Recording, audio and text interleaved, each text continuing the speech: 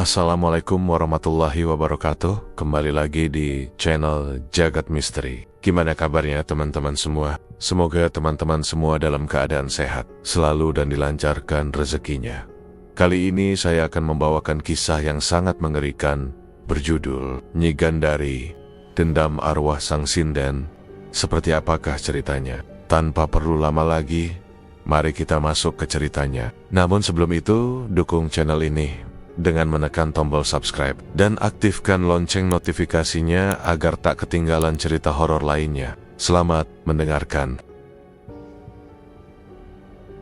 2 dekade silam, Desa Kemuning dikenal sebagai desa seni yang hidup. Setiap bulan, warga dari desa sekitar datang untuk menonton pentas wayang yang selalu berlangsung meriah. Suara gamelan memenuhi lapangan, dan Nyi Gandari menjadi pusat perhatian karena suaranya yang kuat dan bersih. Namun setelah malam ketika pentas agung digelar, semuanya runtuh dalam satu kejadian yang membuat seluruh desa seakan berhenti bernapas. Nyi Gandari ditemukan tewas tergantung di belakang panggung, masih mengenakan pakaian pentas. Warga yang melihat kejadian itu tidak pernah lagi berbicara banyak. Setelah malam itu, suara gamelan tidak terdengar lagi.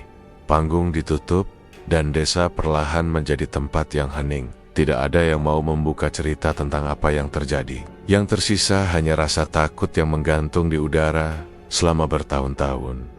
Kirana, yang tidak mengetahui sejarah itu secara lengkap, menerima surat undangan penelitian dari Profesor Handoko. Undangan itu datang melalui pos dengan cap resmi kampus. Dalam surat tersebut tertulis bahwa Kirana diminta membantu penelitian mengenai arsip seni pedesaan yang dianggap langka. Ia tidak menyangka jika undangan itu akan membawanya pada perjalanan yang membuatnya merasa terjebak sejak langkah pertama. Namun Kirana tetap memutuskan berangkat, karena ia menganggap ini kesempatan besar untuk tugas akhir yang sedang ia susun. Perjalanan menuju Desa Kemuning memakan waktu lebih dari setengah hari. Kirana duduk di kursi belakang bus tua yang bergetar terus-menerus setiap kali melewati jalan berlubang. Udara di dalam bus pengap, dan jendela sulit dibuka karena engselnya macet. Ketika bus memasuki kawasan hutan kecil yang mulai gelap, mesin bus mengeluarkan suara kasar, lalu mati mendadak. Sopir turun sambil menggerutu. Setelah hampir setengah jam, sopir kembali naik dan mengumumkan bahwa bus tidak bisa melanjutkan perjalanan. Turun saja, Nduk. Desa Kemuning tinggal jalan beberapa kilometer, katanya sambil menunjuk ke arah jalan kecil di depan. Kirana menjawab pelan, "Baik Pak." Itulah satu-satunya dialog singkat yang ia dapat selama naik bus hari itu. Ia turun dengan koper kecil dan tas ransel. Jalanan menuju desa sepi, ditutup oleh kabut yang turun lebih cepat daripada yang ia bayangkan. Pohon di kiri dan kanan berdiri rapat sehingga langit sore tampak makin redup. Kirana menelan ludah saat menyadari bahwa suara dari hutan terdengar sangat jelas, seolah tidak ada kendaraan lain yang pernah melintas. Ia berjalan perlahan, sambil sesekali melihat ke belakang untuk memastikan tidak ada orang yang mengikutinya. Setiap langkah terdengar keras di antara keheningan yang semakin menekan. Saat mencapai gapura desa, sinyal teleponnya hilang total. Layar ponselnya hanya menunjukkan tanda silang tanpa jaringan. Kirana mencoba berjalan beberapa langkah lagi dan menengadahkan ponsel ke udara, tetapi tetap tidak ada perubahan. Kok bisa hilang semua sinyal? Gumamnya lirih, lebih sebagai bentuk panik halus daripada keluhan. Ia ingin menghubungi keluarganya untuk memberitahu bahwa ia sudah hampir sampai, tetapi tidak ada yang bisa ia lakukan di tengah desa.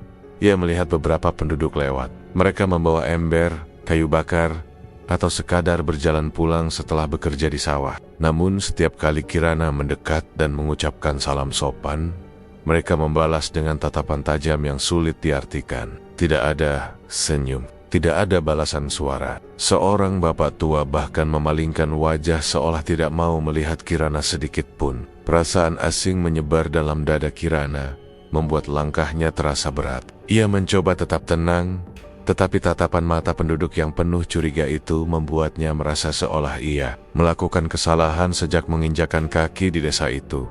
Saat menemukan warung kecil di tepi jalan, Kirana masuk untuk membeli air minum. Warung itu remang dan hanya diterangi sebuah lampu gantung.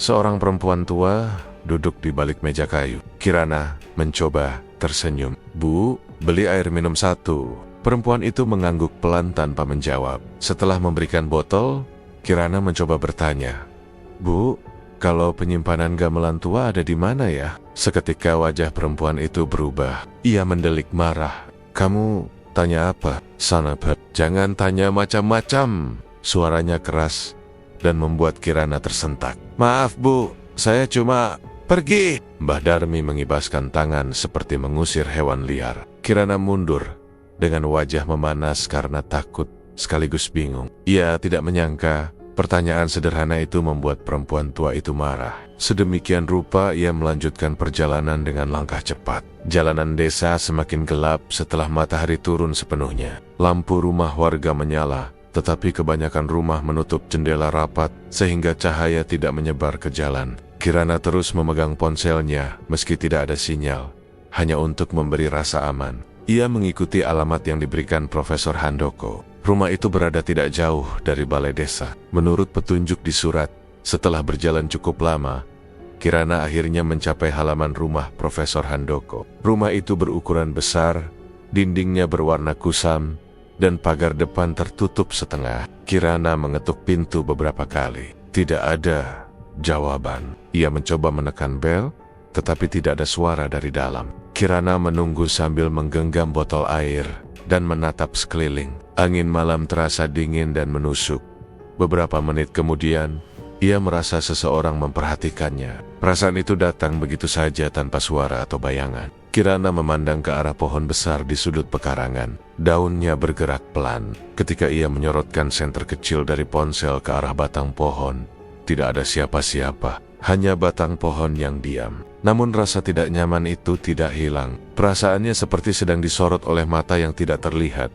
Ia mundur selangkah dan memeluk tasnya erat. Udara di sekitar pohon terasa lebih dingin dibandingkan tempat ia berdiri. Kirana menoleh ke pintu rumah yang masih tidak terbuka. Waktu terasa berjalan lambat. Suara serangga malam pun terdengar. Seperti dari jarak yang sangat jauh, ia berdiri di depan pintu itu untuk waktu yang lama tanpa mengetahui apa yang harus dilakukan. Ia berharap sosok di balik pintu bisa membuat perasaan mencekam ini berkurang, walau sedikit saja. Namun begitu pintu terbuka, yang muncul adalah wajah Profesor Handoko yang datar dan tidak menunjukkan rasa senang melihat kedatangannya.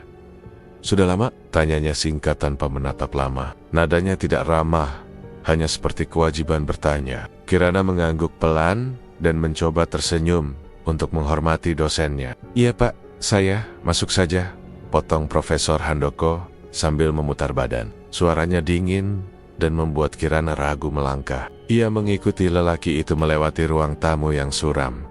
Diterangi satu bohlam kuning yang menggantung rendah. Perabotnya usang, berdebu, dan baunya lembab seperti ruangan yang jarang dibuka. Profesor Handoko berjalan tanpa banyak bicara. Kakinya melangkah cepat menuju lorong sempit di sisi kiri rumah. Kirana mencoba mengikuti ritme langkahnya meski tas di bahunya terasa berat. "Tujuan penelitian kita nanti akan saya jelaskan setelah kamu siap," ucap Profesor Handoko sambil tetap berjalan tanpa menoleh. Kirana memberanikan diri bertanya, "Boleh saya tahu garis besarnya dulu Pak?" Profesor itu berhenti sejenak dan menatap Kirana dengan mata yang sulit ditebak. "Belum saatnya." Hanya dua kata itu yang keluar. Kirana menunduk sedikit, menahan rasa tidak nyaman yang mulai tumbuh sejak dari depan pintu tadi. Ia tidak ingin memulai perdebatan, tetapi sikap dingin Profesor Handoko membuat dadanya terasa sesak. Mereka berjalan lagi sampai akhirnya tiba di depan sebuah pintu kayu yang catnya mengelupas. Profesor Handoko membuka pintu itu dan mengisyaratkan Kirana untuk masuk. "Ini kamar kamu," ujarnya. Begitu Kirana melangkah masuk, bau apek langsung menyergap hidungnya. Udara di dalam kamar terasa berat dan lembab, seolah tidak pernah terkena angin. Dindingnya dipenuhi bercak jamur yang menyebar dari bawah sampai ke sudut langit-langit. Kasur tipis di pojok kamar tampak tidak rapi, dan sarung bantalnya kecoklatan. Kirana mengerutkan kening tanpa bisa menutupi rasa tidak nyaman. Ia mencoba memperbaiki slot pintu dari dalam, namun slot itu longgar dan tidak bisa menutup rapat. Profesor Handoko memperhatikan dari pintu. "Maaf kalau kurang nyaman, rumah ini sudah tua," katanya tanpa nada penyesalan. Kirana mencoba bersikap sopan. "Tidak apa-apa, Saya bisa bersih-bersih besok. Profesor itu hanya mengangguk kecil, lalu menutup pintu, tanpa menambahkan apapun. Suara pintu menutup terdengar pelan, namun meninggalkan efek yang membuat Kirana merasa benar-benar sendirian di rumah asing ini. Ia duduk di tepi kasur, menarik napas panjang untuk menenangkan diri. Waktu terasa berjalan lambat. Kirana mengeluarkan botol air yang tadi ia beli dari warung Mbah Darmi, lalu meminumnya sedikit. Rasa takut dari kejadian di depan rumah tadi belum sepenuhnya hilang, dan kini ditambah dengan sikap dingin dosennya, serta kondisi kamar yang membuatnya tidak tenang. Setelah merapikan barang-barangnya, Kirana memutuskan untuk berbaring walau cahaya kamar redup, dan membuat bayangan di dinding bergerak pelan. Tubuhnya lelah setelah perjalanan panjang. Tatkala matanya mulai terpejam, suara berat terdengar dari atas. Suara itu seperti langkah kaki seseorang yang berjalan mondar-mondir di atap. Kirana membuka mata lebar-lebar. Suara itu terdengar jelas, ritmenya pelan tapi sangat nyata. Ia bangun dan berjalan ke pintu, lalu membukanya sedikit. "Pak," panggilnya dengan suara yang masih berusaha tenang. Profesor Handoko muncul dari ruang tamu dengan raut wajah datar. "Ada apa?" Kirana menunjuk langit-langit. Seperti ada yang berjalan di atas. Profesor Handoko menghembuskan napas. "Itu Atamus, biasa di rumah tua," katanya. Kirana ingin membantah karena suaranya terdengar seperti langkah manusia. Tetapi ia memilih diam karena tatapan Profesor Handoko menunjukkan bahwa ia tidak ingin mendengar penjelasan panjang. Kirana kembali ke kamar dan menutup pintu pelan. Langkah-langkah di atas kepala itu terus terdengar selama beberapa menit, lalu menghilang perlahan. Rasa waspada masih memenuhi dadanya, tetapi rasa lelah akhirnya membuatnya tertidur. Pagi hari datang tanpa ia sadari. Cahaya matahari masuk sedikit melalui jendela kecil yang kaca luarnya berdebu. Kirana turun dari kasur dan hendak membuka pintu kamar. Namun saat pintu terbuka, sesuatu di lantai membuatnya terkejut. Seekor ayam hitam tergeletak tepat di depan pintu. Ayam itu sudah mati, bulunya basah dan masih tampak segar seolah baru saja diletakkan beberapa menit lalu. Bau hanyir menyeruak kuat, membuat Kirana menutup hidung. Ia mundur beberapa langkah, tubuhnya gemetar halus. Pa, panggilnya dari lorong. Profesor Handoko keluar dari arah dapur dengan ekspresi tidak berubah. Kirana menunjuk bangkai itu. "Ini, siapa yang letakkan ini?" Profesor itu mengamati sebentar, lalu berkata, "Entah, jangan diambil pusing. Mungkin ulah anak iseng." Nada suaranya santai seakan itu hal yang sering terjadi. Kirana menatapnya tidak percaya. "Tapi ini ditaruh tepat di depan pintu kamar saya." Profesor Handoko hanya menjawab, "Nanti saya buang." Hatinya tidak tenang. Ia ingin bertanya lebih jauh. Namun Profesor Handoko sudah berbalik kembali ke dapur. Kirana berdiri lama di lorong, mencoba menenangkan diri. Ia mengambil napas perlahan, lalu memutuskan untuk keluar rumah mencari udara segar. Saat melangkah keluar, ia melihat seorang tetangga lelaki setengah baya duduk di bangku kayu depan rumah sebelah. Kirana mendekat sambil membawa rasa penasaran yang menumpuk sejak pagi. "Pak Mo, saya mau tanya sesuatu. Tadi pagi saya menemukan..." Belum sempat ia menyelesaikan kalimat, lelaki itu tiba-tiba meludah ke tanah tepat di depan kakinya. Kirana terdiam. Lelaki itu berdiri dan berjalan menuju pintunya tanpa menatap Kirana. Ia membuka pintu rumahnya dan membantingnya keras hingga kayunya bergetar. Kirana terpaku di tempat dengan perasaan seperti ditolak tanpa alasan. Ia berdiri lama di depan rumah itu, mencoba memahami sikap orang-orang di desa yang terasa sangat tidak bersahabat. Setiap peristiwa yang ia alami sejak datang ke Kemuning seakan menekan dadanya semakin dalam. Ia kembali menatap halaman rumah Profesor Handoko yang tampak lebih tua daripada yang ia lihat semalam. Udara terasa lebih berat dari biasanya, dan suara angin yang melewati sisi rumah seakan hanya memperkuat rasa tidak nyaman yang sudah menguasai pikirannya. Kirana melangkah kembali ke dalam rumah. Ketika ia duduk di tepi kasur, pintu kamar diketuk pelan. Suaranya datar. "Kirana, siap, kita ke balai desa," panggil Profesor Handoko dari lorong. Kirana menarik napas panjang, mencoba menenangkan diri sebelum menjawab, "Iya Pak." Ia mengambil tas kecil berisi alat tulis dan mengikuti Profesor Handoko keluar rumah. Udara pagi terasa panas, Meski matahari baru naik sedikit, jalan menuju balai desa tidak jauh, tetapi suasananya tetap sepi seperti hari sebelumnya. Beberapa rumah tertutup rapat. Kirana memperhatikan setiap langkah profesor itu yang tampak tergesa, seolah tidak ingin membuang waktu. Namun tatapannya tetap dingin seperti sebelumnya.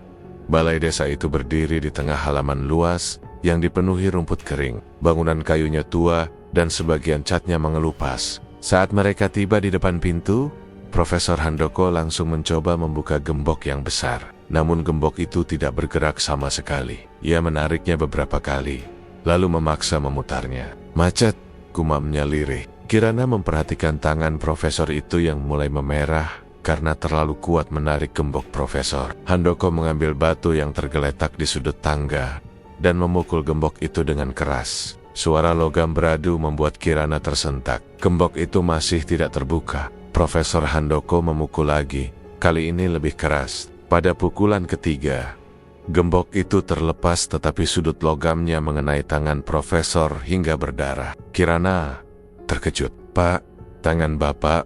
"Tidak apa," potongnya tegas, sambil membuka pintu dan masuk duluan. Kirana mengikuti dari belakang.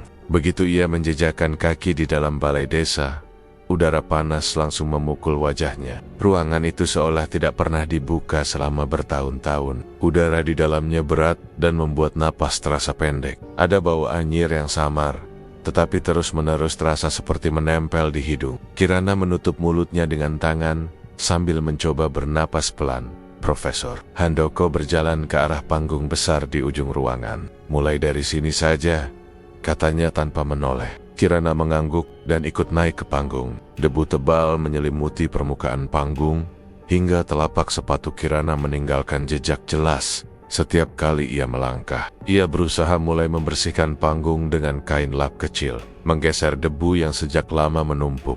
Saat Kirana mengangkat sehelai kain lusuh yang terbengkalai di sudut panggung, ia menemukan sesuatu yang membuatnya berhenti bergerak. Sebuah bros emas kecil tergeletak di bawah kain itu. Bros itu kuno, ukirannya rumit, tetapi seluruh permukaannya lengket oleh cairan hitam yang pekat. Kirana memegangnya dengan 2 jari.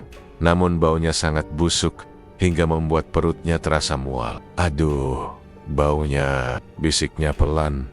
Ia hendak meletakkannya kembali ketika cairan hitam itu menyentuh kulitnya. Sentuhan itu menimbulkan rasa dingin yang menyengat seperti menyentuh sesuatu yang tidak seharusnya ia sentuh. Seketika tubuh Kirana menegang, tangannya seperti dikunci oleh sesuatu yang tidak terlihat. Kirana mencoba menarik napas, tetapi dadanya terasa keras, dan pandangannya mulai bergetar.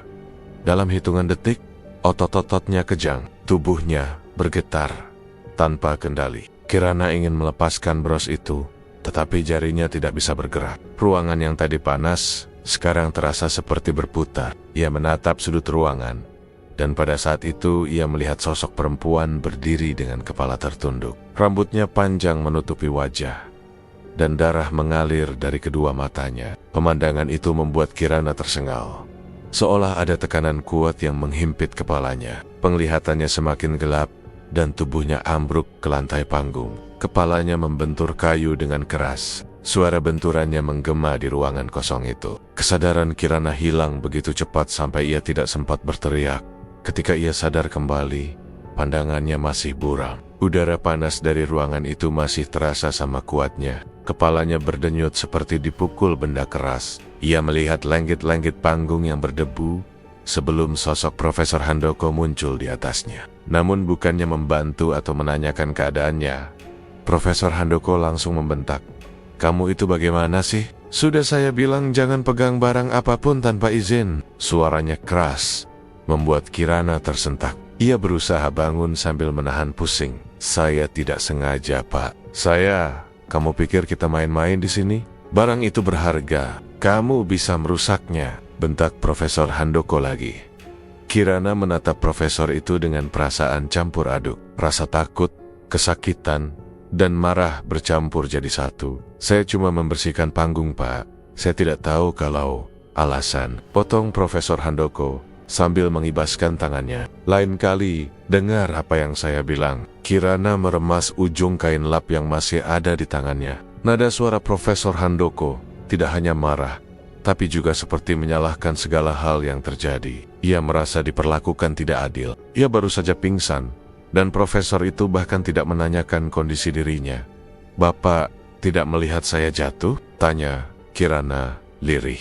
Emosinya menahan sakit. Profesor Handoko menatap Kirana dengan mata yang sulit dibaca. "Saya tapi kamu jatuh karena salahmu sendiri. Lain kali, lebih hati-hati." Ucapan itu terasa menusuk. Kirana menggigit bibirnya untuk menahan tangis. Tubuhnya masih lemas dan dadanya sesak. Ia mencoba berdiri tapi lututnya bergetar. Profesor Handoko memalingkan wajah seakan kehilangan kesabaran. "Sudahlah, lanjutkan. Panggung ini masih banyak yang harus dibersihkan." Kirana tidak menjawab. Ia hanya menatap bros emas yang masih tergeletak di lantai panggung. Cairan hitam di atasnya tidak bergerak, tetapi rasanya seperti menatap balik. Kirana memalingkan wajah karena rasa mual itu kembali muncul. Kali ini lebih kuat. Ruangan balai desa tetap panas dan pengap. Hingga saat ini, Kirana belum bisa percaya bahwa profesor itu sama sekali tidak menghiraukan keadaannya. Ia merasa ada banyak hal yang disembunyikan, dan itu membuatnya semakin tidak nyaman.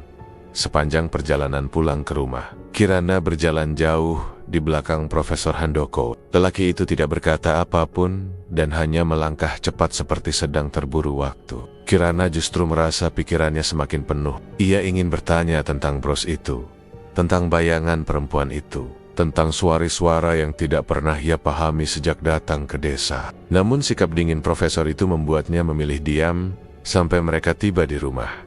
Setelah masuk kamar, Kirana duduk lama di tepi kasur. Kepalanya berdenyut, tetapi hatinya lebih sibuk memikirkan semua hal yang dirasa janggal sejak ia datang. Ia merasa ada sesuatu yang tidak diceritakan profesor itu.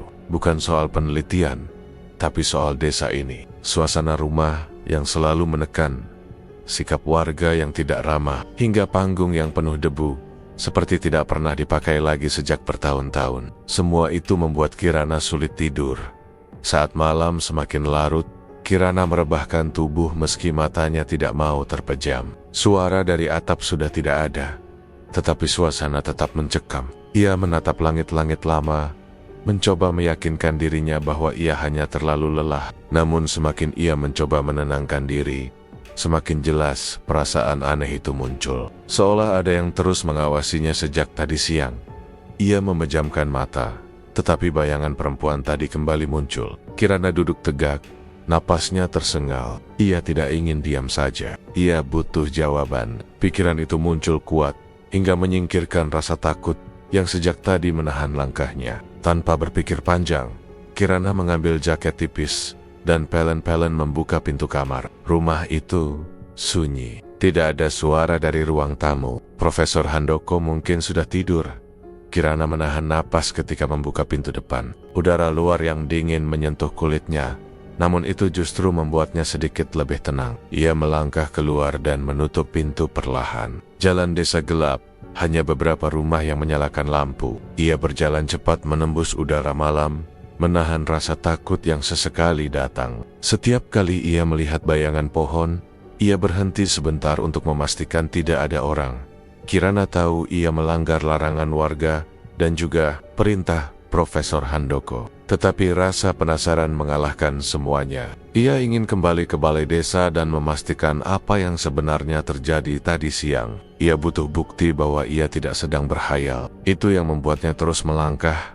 Meski dadanya berdebar tidak karuan, tiba di dekat balai desa. Kirana melihat pos ronda yang berada di sisi jalan. Suara beberapa orang terdengar samar. Mereka tertawa kecil sambil memegang pentungan kayu. Kirana langsung menunduk dan melangkah melewati bayangan pohon agar tidak terlihat. Namun salah satu dari mereka berdiri untuk menyalakan rokok, membuat Kirana refleks bersembunyi di balik dinding rumah kosong. Ia menahan napas, menunggu sampai suara para ronda itu menjauh.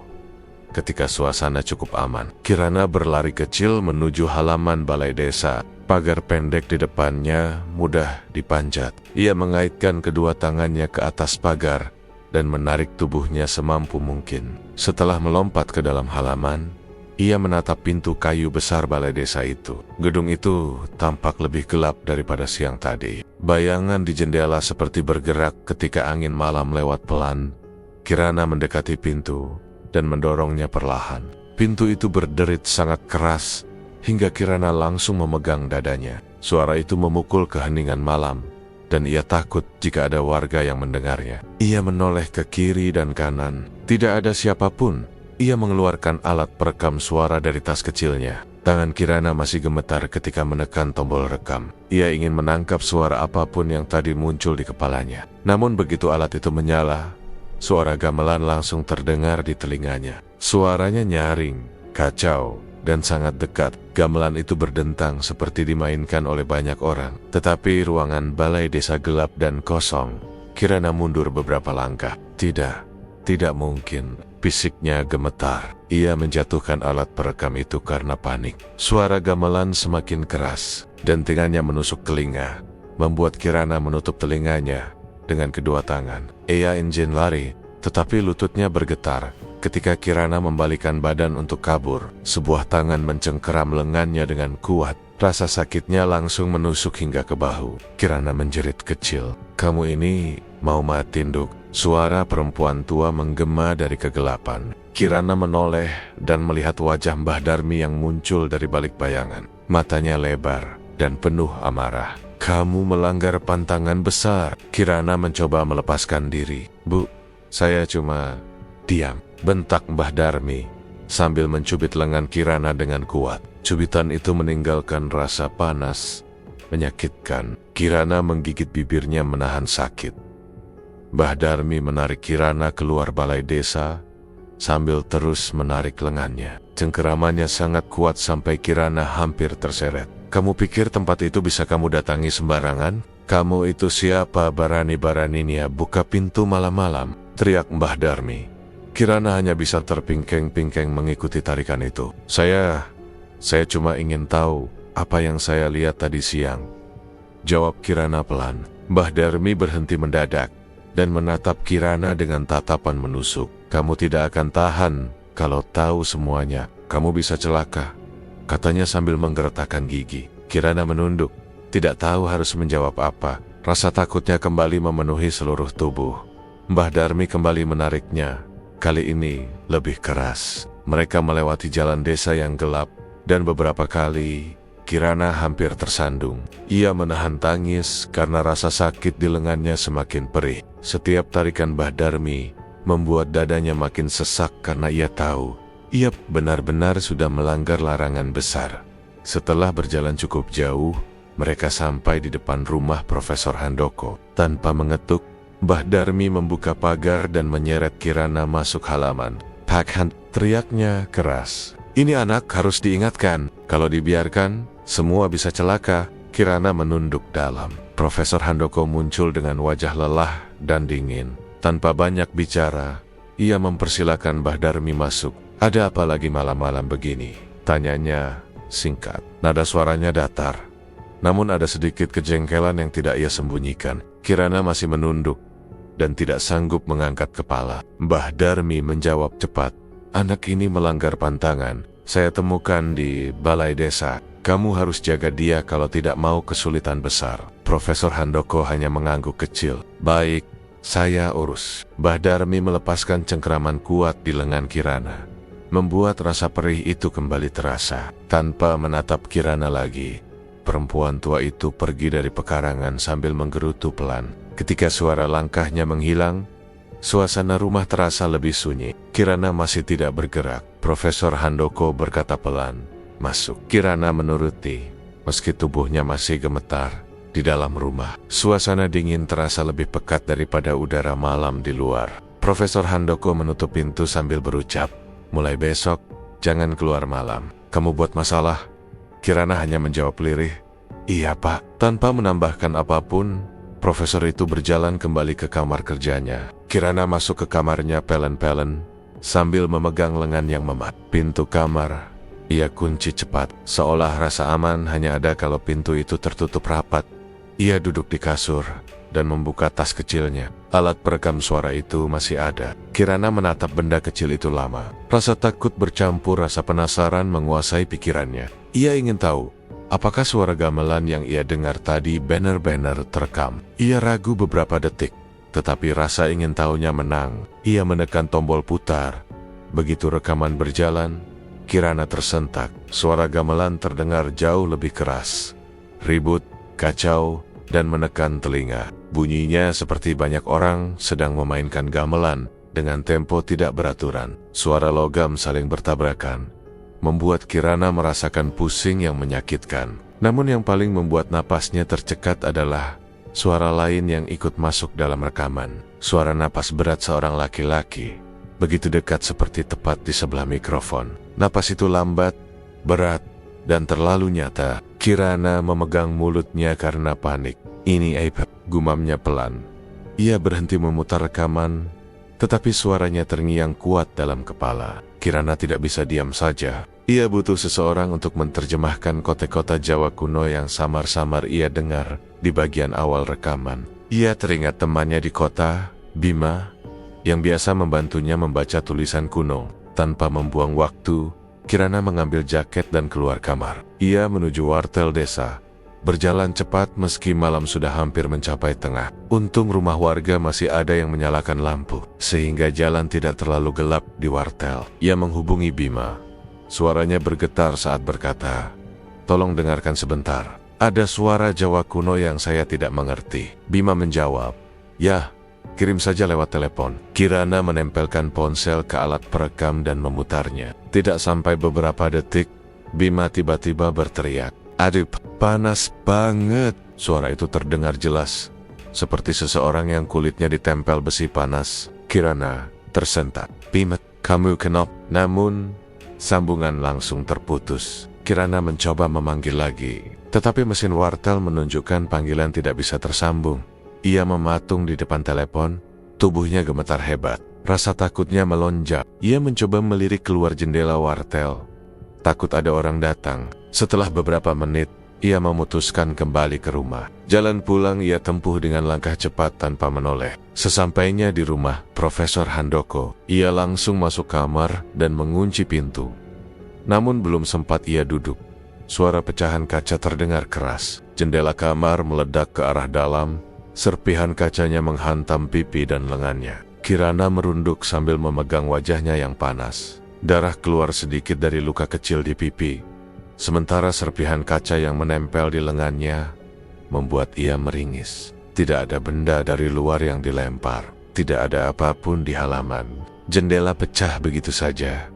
Keributan itu membuat Profesor Handoko bergegas masuk. "Apalagi sekarang?" serunya dengan nada tinggi. Kirana menunjukkan jendela sambil berkata pelan, "Pak, ini pecah sendiri." Profesor Handoko tidak memeriksa jendela dulu. Ia malah memfokuskan pandangannya pada alat perekam suara yang ada di lantai. Tanpa banyak bicara, ia berusaha merebutnya dari tangan Kirana. "Beri saya alat itu," katanya dengan suara keras. Kirana memeluk alat itu erat-erat. "Jangan, Pak.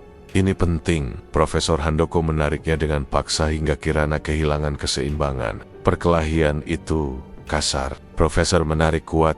Kirana mempertahankan dengan seluruh tenaga. Tangan Kirana terpelintir dengan posisi salah, membuatnya menjerit pelan karena rasa sakit yang menusuk ke tulang. "Pak, jangan tarik!" teriakannya kecil, tetapi penuh rasa takut. Namun profesor itu tetap menarik hingga alat perekam hampir lepas. Kirana merenggutnya kembali dan mendorong profesor itu dengan sisa tenaga yang ia punya. Perkelahian itu berhenti ketika Kirana jatuh terduduk sambil memegang tangan yang terkilir. Napasnya tersengal. Profesor Handoko berdiri terpaku beberapa detik. Sebelum akhirnya pergi keluar kamar tanpa meminta maaf, Kirana duduk lama, sambil menatap jendela yang kini hanya menyisakan bingkai. Angin malam masuk tanpa hambatan. Ia memegang lehernya yang masih terasa sesak karena tegang. Rasa takut belum berhenti saat ia memutuskan untuk mencoba tidur. Ia menarik selimut dan berbaring miring. Tangan kirinya berdenyut nyeri, tetapi ia memejamkan mata karena tubuhnya terlalu lelah. Namun baru beberapa menit ia mencoba tertidur. Sesuatu yang tidak terlihat tiba-tiba menekan lehernya. Tangannya langsung terangkat, meraba udara, tetapi yang ia rasakan hanyalah dingin. Tekanan itu semakin kuat. Kirana terbatuk, napasnya terputus-putus. Ia meronta, menendang spray dan kasut. suaranya hampir tidak keluar. Dunia di sekelilingnya gelap dan berat. Ia tidak melihat siapapun, tetapi sepasang tangan dingin itu terasa nyata. Seperti banner-banner membekap lehernya, Kirana berjuang keras menendang hingga tubuhnya terlempar ke samping. Kirana tahu ia tidak bisa terus tinggal diam. Ia butuh jawaban, dan satu-satunya nama yang muncul dalam benaknya adalah Nyai Drupadi, perempuan tua yang pernah ia dengar dari bisik warga saat ia masih berada di kampus. Kirana bangun pelan, meraih jaket dan tas kecil tanpa berpikir panjang. Meski tubuhnya masih gemetar, ia memaksa kakinya melangkah keluar kamar. Rumah itu sunyi. Ia membuka pintu depan pelan, memastikan tidak ada suara dari kamar Profesor Handoko. Udara pagi yang masih gelap menyambutnya ketika ia keluar dari rumah. Hutan di balik desa tampak seperti bayangan hitam besar yang tidak ramah. Tetapi Kirana tidak punya pilihan. Ia berjalan cepat menuju jalan setapak yang ia lihat beberapa hari yang lalu. Semak-semak tinggi menutupi sebagian jalan, dan tanahnya licin oleh embun pagi. Kirana mencondongkan tubuh ke depan agar bisa melewati ranting-ranting yang tajam. Namun baru beberapa langkah, semak berduri mulai merobek celana panjangnya. Kaki Kirana tersayat tipis, menimbulkan garis luka kecil yang perih. Tapi tetap melangkah karena rasa ingin tahunya jauh lebih besar daripada rasa sakit itu. Hutan itu semakin rapat. Kirana menahan napas sesekali ketika ia mendengar suara ranting patah di belakangnya. Ia menoleh cepat, tetapi tidak melihat siapapun. Namun rasa diikuti itu tidak hilang. Ada sesuatu yang terus menempel di punggungnya, seolah bayangan hitam yang tadi ia lihat di balai desa mengikuti langkahnya dari balik batang pohon. Ia terus berjalan hingga tidak tahu lagi sudah berapa lama ia berputar-putar di tempat yang sama. Setiap kali ia mengira menemukan jalan baru, ia kembali tiba di pohon besar yang terbelah dua di bagian tengah. Pada putaran ketiga, Kirana berhenti dan memegangi kepalanya. Saya tersesat, gumamnya lirih. Ia tidak tahu harus kemana, tetapi menyerah bukan pilihan. Ia memilih mengikuti suara angin dari arah utara. Hutan itu senyap, hanya angin tipis yang lewat di sela-sela dedaunan. Perlahan, Kirana melihat jalan tanah yang menanjak. Di ujung tanjakan, terlihat atap daun kering sebuah gubuk reot. Kirana mempercepat langkah meski kakinya perih. Begitu sampai di depan gubuk, ia berhenti untuk mengatur napas. Gubuk itu sangat tua, dindingnya dari bambu yang sudah retak. Kirana ragu sejenak sebelum mengetuk pintu. Tidak ada jawaban. Ia mengetuk lagi. "Nyai, saya mau bicara." Pintu tetap diam. Ketika ia hendak mengetuk untuk ketiga kalinya, pintu terbuka sedikit dan sebuah tangan tua muncul membawa mangkuk kecil berisi air berwarna keruh. Tangan itu melemparkan air itu langsung ke wajah Kirana. Air kotor itu mengenai pipi dan bajunya, membuatnya terbelalak. Suara perempuan tua dari dalam gubuk terdengar keras. "Pulang, saya tidak mau lihat kamu di sini." Kirana mundur satu langkah. "Saya mohon, saya butuh bantuan," katanya sambil menahan tangis. "Pulang," bentak perempuan itu lagi.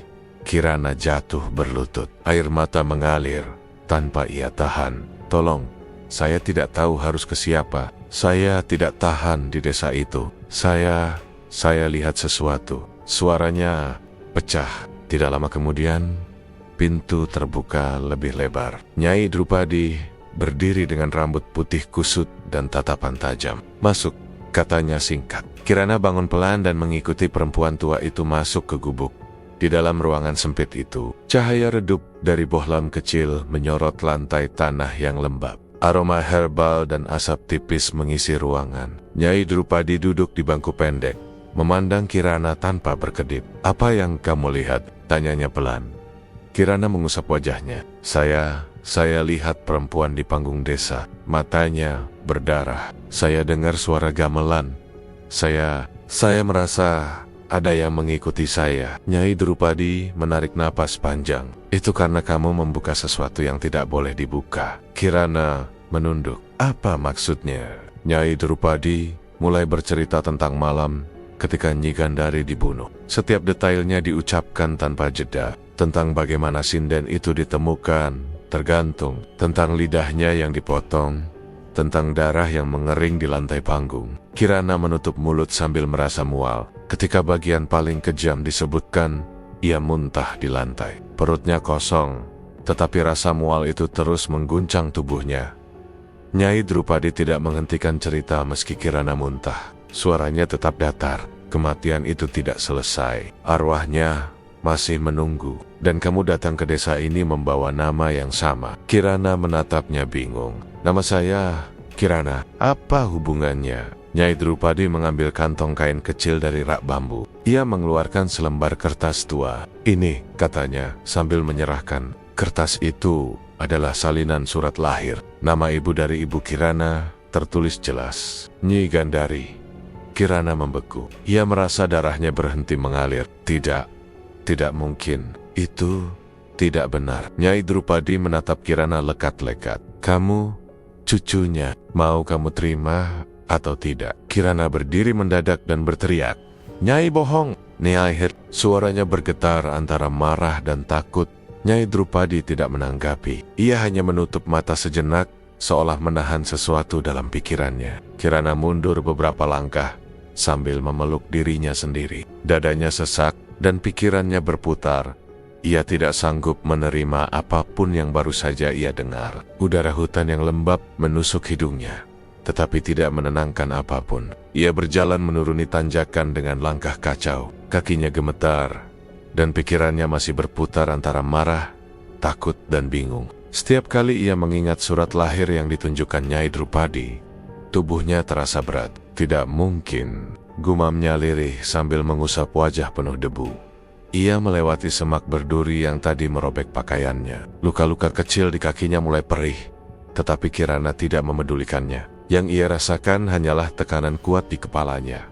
Seperti ada sesuatu yang mendorong pikirannya pelan-pelan. Hutan yang barusan tampak dingin, kini terasa lebih menekan. Kirana mempercepat langkah agar bisa segera keluar dari tempat itu. Saat akhirnya, ia melihat batas desa. Sesuatu di tubuhnya bergerak sendiri. Tangan kanannya tiba-tiba terangkat dan membentuk gerakan seperti tarian wayang, kaku, dan perlahan. Kirana terkejut. Ia menahan tangan itu dengan tangan kiri. Tetapi gerakan itu tetap berlangsung. Berhenti, tolong berhenti, bisiknya panik. Tubuhnya tidak mau diam. Jari-jarinya bergerak sendiri, seolah ada pola tertentu yang harus ia ikuti. Kirana mencoba menghentikannya, tetapi lengan itu bergetar dan kembali membentuk gerakan yang sama. Kirana merapatkan tubuhnya ke dinding rumah kosong, mencoba menstabilkan napas. Namun bukannya mereda, gerakan itu menyebar ke bahu dan lehernya. Setiap kali ia hendak melangkah, lututnya seperti ingin membungkuk, mengikuti pola tarian yang tidak ia kenal. Ia menatap tangannya sendiri dengan wajah pucat. Kenapa begini? Katanya pelan. Suaranya pecah. Ia memaksa tubuhnya berjalan menuju rumah Profesor Handoko. Udara desa terasa lebih panas dari biasanya. Beberapa warga yang lewat berhenti menatapnya. Pandangan mereka bukan lagi hanya curiga, tetapi seperti melihat sesuatu yang tidak wajar. Kirana menunduk dan berlari kecil menuju halaman rumah profesor itu. Begitu ia masuk, Profesor Handoko keluar dari ruang tamu. Wajahnya terkejut melihat kondisi Kirana yang berdebu dan berantakan. Kamu dari mana? Tanyanya cepat. Kirana ingin menjawab, tetapi suaranya keluar aneh. Suara itu berat, serak, dan bukan suaranya sendiri. Kowe ora duhak maringi pitakon, ucapnya tanpa sadar. Profesor Handoko mundur satu langkah. Itu kamu bilang apa barusan? Kirana memegang lehernya. Pak, saya tidak tahu. Saya tidak bisa. Suaranya kembali berubah, kini lebih dalam, lebih tegas. Aja, takon mane, tak petini kau. Kirana tersentak. Ia tidak mengerti makna kalimat itu, tetapi ia tahu itu ancaman. Profesor Handoko pucat.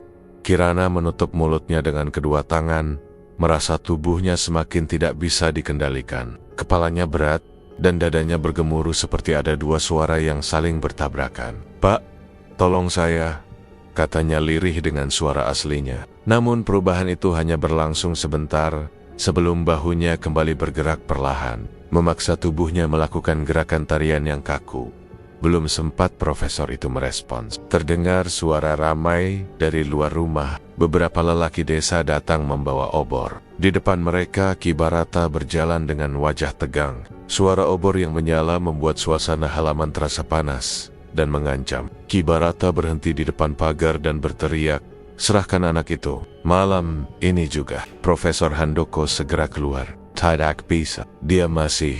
"Jangan bohong," bentak Ki Barata sambil menunjuk Kirana yang berdiri di ruang tamu. "Dia itu bukan manusia biasa. Serahkan sekarang sebelum semuanya habis." Kirana mundur beberapa langkah. Tangan dan kakinya kembali bergerak sendiri, lebih kencang, lebih teratur. Ia merasa seperti boneka yang ditarik dari dalam. Suaranya keluar lagi, keras dan halus sekaligus. "Kowe kabeh ora nothing iso nyegah aku." "Ki Barata," marah besar, "kalau kamu tidak menyerahkannya, rumahmu kami bakar." Teriak. Para lelaki di belakangnya memegang obor lebih tinggi. Api dari obor itu bergetar, seperti menunggu aba-aba. Profesor Handoko panik, wajahnya berubah ketakutan. Berbeda jauh dari sosok tegas yang Kirana lihat di kampus.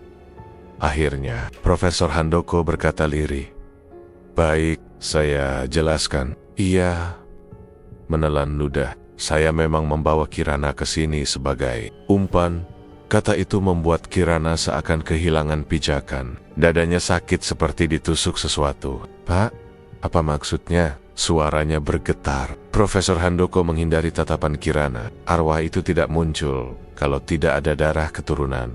Kamu itu kunci untuk memancingnya." Kirana menutup mulutnya. Air matanya jatuh tanpa ia tahan. "Bapak tega," katanya pelan. Rasa marah dan kecewa membuat tubuh Kirana bergetar. Namun entah dari mana, tenaga kuat muncul dalam tubuhnya. Ia mendorong Profesor Handoko dengan kedua tangan. Dorongan itu begitu keras, sampai dosen itu terpental ke dinding dan jatuh terduduk sambil meringis. Suasana di luar rumah semakin kacau. Warga desa memukul kentongan bambu dengan irama cepat dan keras. Suaranya menggema di seluruh desa, membuat Kirana semakin panik. Dentingan kentongan itu seperti memukul langsung ke kepala Kirana. Tubuhnya mengejang dan napasnya makin berat. Ia menutup telinga, tetapi suara itu tetap masuk. Para warga terus memukul kentongan. Ki Barata berteriak, "Jangan biarkan dia kabur." Namun Kirana tidak bisa memikirkan apapun saat itu. Ia mundur ke sudut ruangan sambil menangis. "Berhenti, tolong berhenti," katanya lirih. Tangannya gemetar, tetapi tubuhnya masih bergerak sendiri, seperti menari. Ia berjongkok, memeluk kedua lutut, dan menutup wajah dengan rambut yang berantakan. Di tengah kondisi itulah seluruh suasana rumah berubah. Angin dari luar mendadak bertiup sangat kencang. Pintu depan bergoyang keras seperti ada seseorang yang menendangnya dari luar. Kirana mendongak sedikit, tetapi tubuhnya menolak bangun. Detik berikutnya, suara bantingan keras menghentak dinding rumah. Pintu depan terhempas terbuka, begitu kuat sampai engselnya patah. Daun pintu berputar dan menabrak dinding. Angin dingin menyerbu masuk, mematikan semua lampu rumah dengan sekali hembus. Ruangan menjadi gelap total. Hanya cahaya tipis dari luar yang membuat bayangan benda-benda terlihat samar. Kirana bangkit setengah, memegang dinding agar bisa berdiri, tetapi tubuhnya goyah. Angin yang masuk terasa aneh, bukan seperti angin biasa. Ada tekanan kuat yang membuat kulit Kirana dingin sampai ke tulang. Tiba-tiba sesuatu mencengkeram pergelangan kakinya. Cengkeraman itu keras dan dingin. Kirana terjerembab ke lantai dan menjerit kecil. "Lepas, tolong." Suaranya goyah, namun tidak ada jawaban. Cengkeraman itu menariknya keluar ruangan dengan kasar. Kirana meraih kusen pintu dengan kedua tangan. Ujung jarinya menekan kuat sampai memutih, tetapi kekuatan yang menariknya jauh lebih besar dari tenaganya. Kirana terseret keluar rumah. Tubuhnya membentur lantai kasar yang penuh debu. Kedua kakinya diseret di tanah berbatu, membuat kulitnya tergores dan berdarah. Ia mencoba berpegangan pada apapun yang bisa ia raih, tetapi cengkeraman itu tidak mau berhenti. Napasnya terputus-putus saat ia ditarik melewati halaman. "Pak, tolong," panggilnya lirih meski ia tahu Profesor Handoko tidak mungkin mendengar. Ketika Kirana melihat balai desa yang semakin dekat, perasaan takut itu berubah jadi rasa ngeri yang tidak bisa ia jelaskan. Udara di sekitar bangunan itu terasa lebih panas dan menekan. Pintu balai yang tadi sore ia dorong perlahan, kini terbuka sendiri dengan cepat, seperti menunggu kedatangannya. Kekuatan tak terlihat itu menarik Kirana masuk melewati ambang pintu dan melemparkannya ke lantai panggung yang berdebu. Begitu tubuhnya jatuh, gamelan di dalam balai langsung berbunyi. Suaranya tidak seperti gamelan biasa, dentingannya cepat, keras, dan seolah saling bersahutan tanpa aturan. Suara itu menyakitkan telinga, membuat kepala Kirana berdenging tajam. Ia menutup telinga, tetapi dentingan itu menembus telapak tangannya. Pintu dan jendela balai tertutup sendiri satu persatu dengan suara keras. Balai desa kini terkunci rapat. Udara panas memenuhi ruangan, membuat setiap napas Kirana terasa berat. Dari sisi ruangan, warga desa mulai muncul satu persatu. Tatapan mereka kosong, wajah mereka seperti tanpa jiwa. Mereka berdiri melingkari panggung, menghadap Kirana tanpa suara. Situasi itu membuat tubuh Kirana semakin lemas. Dari kerumunan itu, Ki Barata maju dengan langkah cepat sambil membawa pisau belati. Cahaya tipis dari langit membuat bilah pisau itu tampak basah. Ki Barata berhenti di depan panggung dan berteriak, "Naik, cepat! Jangan buat semuanya makin sulit." Kirana menggeleng kuat, tetapi kekuatan tak kasat mata mendorong tubuhnya bangkit. Lututnya gemetar saat ia melangkah ke atas panggung. Ki Barata mendekat dan menodongkan belati ke leher Kirana. "Jangan coba macam-macam. Kamu naik, atau saya habisi kamu sekarang," katanya kasar. Kirana ingin menjawab, tetapi suaranya hilang. Ia hanya bisa mengangkat tangan sebagai tanda menyerah. Namun, saat ia berada di atas panggung, tubuhnya kembali dikendalikan sesuatu. Gerakan tarian yang tidak ia inginkan muncul lagi. Kali ini lebih kuat, lebih teratur. Jari-jarinya bergerak naik turun. Bahunya menyusul, lehernya miring perlahan, seperti mengikuti pola tertentu. Kirana mencoba menahan gerakan itu, tetapi tubuhnya tidak lagi menjadi miliknya. Beberapa warga mulai bergumam ketakutan. Ki Barata sendiri mundur setengah langkah, tetapi tetap menodongkan pisau. "Jangan pura-pura," bentaknya meski nadanya terdengar goyah. Tiba-tiba mulut Kirana terbuka tanpa ia sadari. Suara melengking tinggi keluar dari tenggorokannya. Suara itu bukan suara Kirana. Suara itu tipis, panjang, dan menusuk telinga. Lagu itu seperti tembang kematian yang tidak dikenalnya. Nada-nadanya bergetar aneh. Suaranya begitu kuat hingga kaca lampu gantung di atas panggung pecah seketika. Pecahannya jatuh berserakan di lantai. Warga desa memegangi kepala. Sebagian berteriak keras, sebagian gemetar sambil jatuh berlutut. Suara tembang itu membuat mereka seperti kehilangan kesadaran. Ada yang mendorong temannya hingga terjatuh. Ada yang mencakar wajah sendiri. Ada yang saling menabrak tanpa arah. Balai desa berubah menjadi kekacauan massal dalam hitungan detik. Ki Barata mencoba mempertahankan keseimbangan. "Berhenti, cukup, teriak." Namun Kirana tidak mampu mengontrol dirinya. Tubuhnya terus menembang. Suaranya semakin tinggi, semakin kuat. Dadanya bergetar, tenggorokannya panas. Namun suara itu tetap keluar dari mulutnya sendiri. Ia menutup mulutnya dengan paksa, tetapi jarinya justru bergerak sendiri untuk membuka mulutnya kembali. Di tengah kekacauan itu, Kirana merasakan sesuatu menelusup naik dari tulang punggungnya menuju kepalanya. Rasa itu berat, dingin, dan menekan. Ia tidak bisa melawan. Saat tembangnya mencapai nada paling tinggi, tubuhnya berhenti menari. Kepalanya mendongak pelan, dan kedua matanya terbuka lebar tanpa kedipan. Tatapan itu bukan tatapan Kirana. Ada sesuatu yang lain mengisi seluruh sorotnya. Tubuh Kirana perlahan menegang. Tangan kanannya terangkat sendiri dan menunjuk lurus ke arah Ki Barata yang berdiri di bawah panggung. Gerakan itu tegas dan langsung. Ki Barata mematung seketika. Mata Kirana yang kosong tetapi tajam membuatnya tidak bisa bergerak. Pisau yang tadi ia pegang terjatuh ke lantai. Napasnya memburu cepat. Jangan lihat saya begitu," katanya gemetar. Namun Kirana, atau tepatnya sesuatu yang menguasai tubuhnya, tidak menjawab. Sorot mata itu semakin tajam. Ki Barata mundur satu langkah, tetapi kedua kakinya seakan menolak mengikutinya. Ia terjebak di tempat, kaku, seolah tubuhnya dibekap oleh kekuatan yang tidak terlihat. Tubuhnya gemetar hebat, celananya basah di bagian depan, karena ia tidak mampu menahan rasa takutnya. Sendiri, suara dentingan gamelan mendadak berhenti. Keheningan singkat itu justru membuat suasana semakin mencekam. Tiba-tiba dari langit-langit panggung, lampu belencong tembaga yang digunakan untuk penerangan jatuh dengan keras. Tidak ada angin, tidak ada yang menyentuhnya, tetapi belencong itu lepas dari gantungannya dan tepat menghantam kepala Ki Barata. Dalam hitungan detik, minyak panas di dalamnya menyambar rambut dan wajah Ki Barata. Api langsung membesar di tubuhnya. Ia berteriak sekeras mungkin. "Tolong! Tolong saya!" Teriak. Namun jeritan itu tidak dihentikan siapapun. Warga desa yang berada di sekitar tetap berdiri terpaku. Tatapan mereka kosong. Tidak satu pun yang berlari. Tidak satu pun yang mengambil air.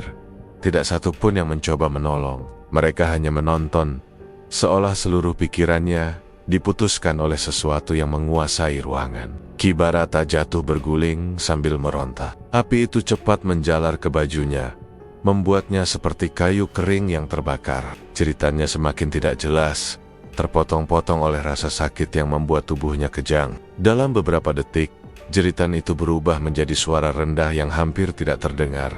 Di panggung, Kirana tertawa. Suara tawanya bukan suara manusia normal. Suara itu berat dan tinggi sekaligus, terdengar seperti berasal dari dua mulut yang bersuara bersamaan. Tawa itu membuat warga yang masih sadar menutup telinga dan menangis ketakutan. Kirana sendiri tidak mampu menghentikan suara itu. Wajahnya tetap menegang, dan mata itu tetap bukan miliknya.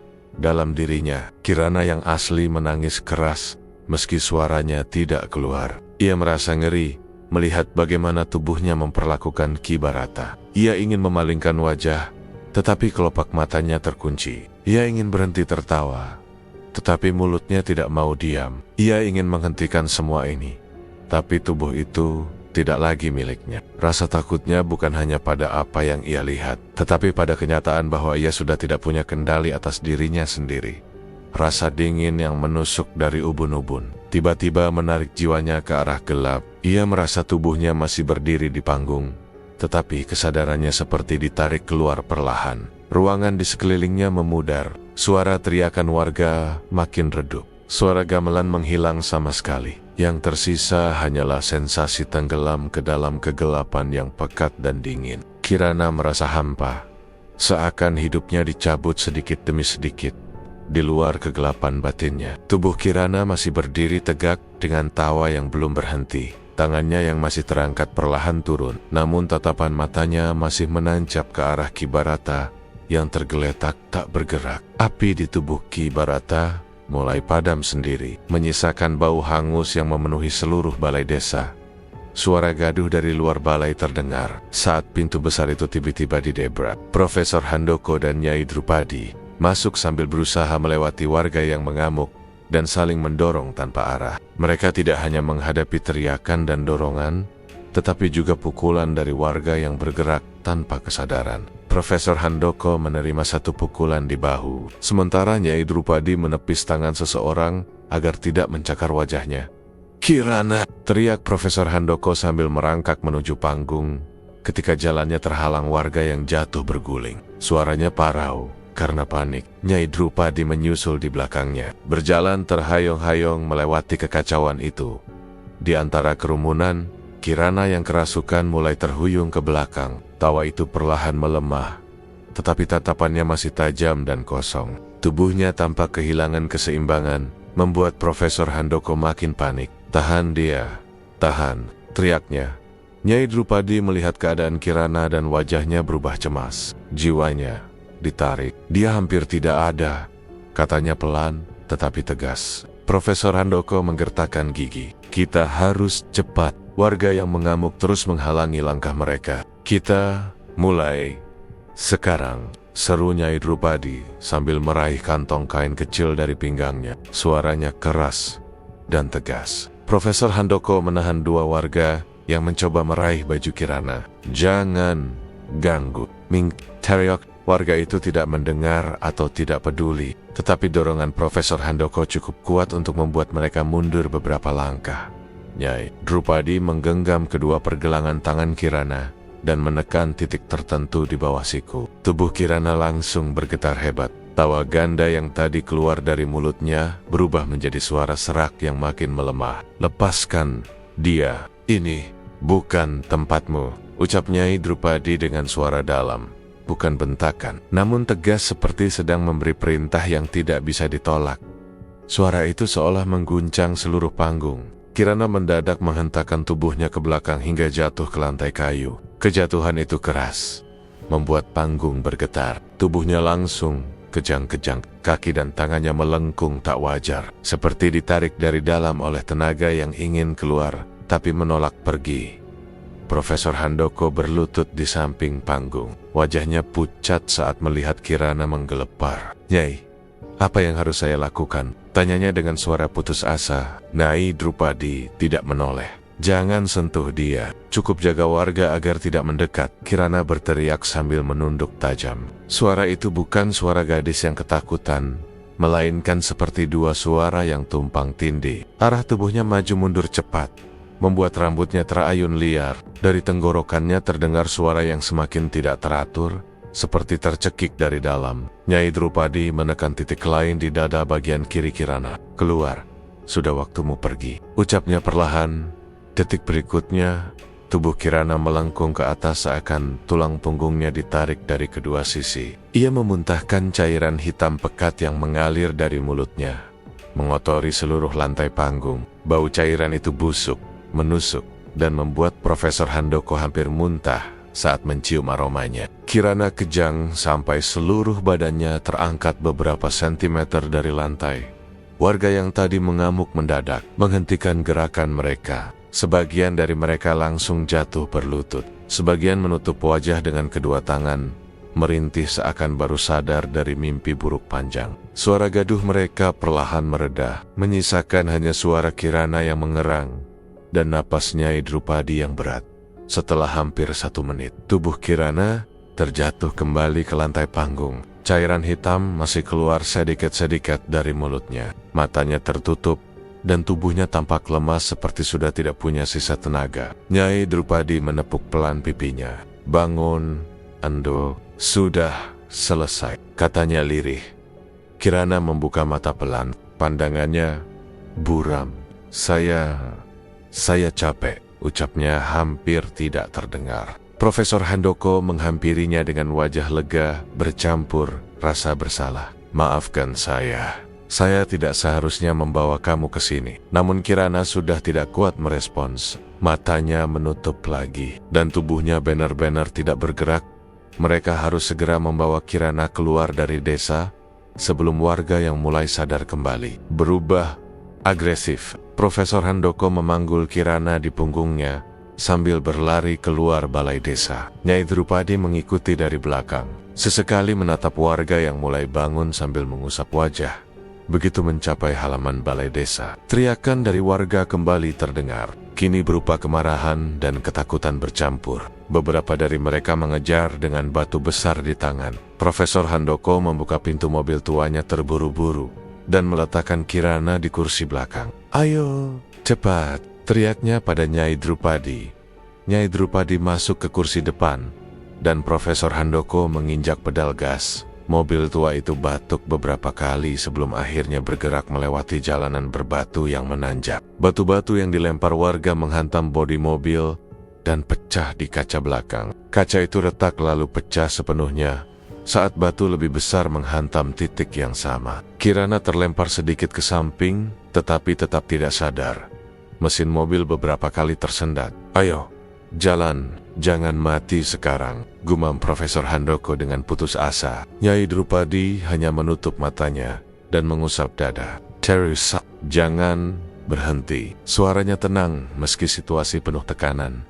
Setelah perjalanan panjang yang dipenuhi guncangan dan suara teriakan warga yang semakin jauh, mereka akhirnya keluar dari batas desa. Udara berubah lebih sejuk, dan suara hutan yang gelap lebih menenangkan daripada suara gamelan dan jeritan warga. Setibanya di kota, Kirana langsung dibawa ke kamar kosnya. Raut wajahnya pucat dan kosong. Hari-hari berikutnya, trauma itu melekat sangat kuat. Setiap kali ia mendengar suara gamelan dari televisi atau tetangga yang memutar lagu daerah, seluruh tubuhnya membeku. Keringat dingin mengalir dari punggung. Napasnya tersengal, dan ia harus menutup telinga agar tidak jatuh pingsan. Bahkan, melihat kain batik bermotif pun membuat dadanya nyeri dan kepalanya berputar. Profesor Handoko beberapa kali datang mengetuk pintu kos, tetapi Kirana menolak bertemu. "Pergi, Pak, saya tidak mau bicara," ucap Kirana dari balik pintu. Nada suaranya datar, tetapi jelas. Ia mengurung diri berminggu-minggu, hidup dalam ketakutan yang tidak bisa ia jelaskan pada siapapun. Pada suatu malam yang sunyi, Kirana duduk di lantai kamarnya. Ia menatap alat perekam yang tergeletak di samping meja. Ada dorongan dari dalam dirinya, suatu dorongan sakit yang tidak bisa ia jelaskan. Ia mengambil alat itu dengan tangan gemetar. Hanya sebentar, bisiknya pada dirinya sendiri. Ia menekan tombol putar. Rekaman itu mulai berjalan. Suara tembang muncul pelan. Namun kali ini, ada sesuatu yang berbeda. Suara sinden itu tidak jauh. Suara itu sangat dekat. Terlalu dekat. Kirana. Suara itu memanggil namanya dengan jelas, lembut tetapi dingin. Kirana terdiam. Napasnya berhenti setengah jalan. Matanya melebar ketakutan. Tubuhnya membeku seperti patung. Tidak ada yang bergerak. Tidak ada suara lain. Hanya suara itu. Kirana. Cerita pun selesai. Terima kasih sudah mendengarkan cerita ini hingga akhir. Bagi kalian yang baru bergabung, alangkah baiknya untuk tekan tombol subscribe dan aktifkan lonceng notifikasinya agar tak ketinggalan cerita lainnya dari Jagat Misteri. Pamit undur diri, sampai bertemu di cerita berikutnya. Saya akhiri, wassalamualaikum warahmatullahi wabarakatuh.